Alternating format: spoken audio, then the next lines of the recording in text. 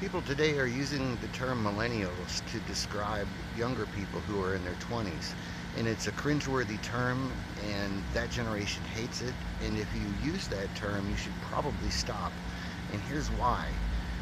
There was a show from the early 70s called All in the Family, which dealt with generation gaps, particularly between the World War II generation and the baby boomers who were then young. And it had a character in it called Archie Bunker, who was an old guy that just didn't understand the younger generation or the changes of the times, and was basically a buffoon and a jerk.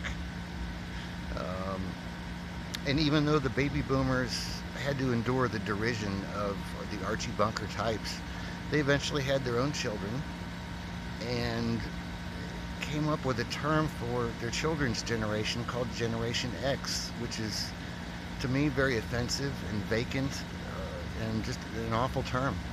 And they said stereotypical things about us, that we were lazy and entitled and all these other things that weren't true. And now the Generation Xers are growing up and about at the Archie Bunker age.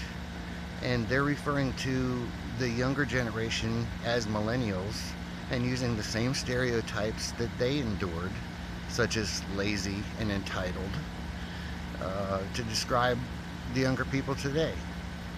And they don't see it. They don't realize that they are Archie Bunker, a guy who was made fun of decades ago and is still being made fun of today. And people there's a bunch of Archie Bunkers running around. And if you're using this term, stop it. You look like Archie Bunker. Grow up.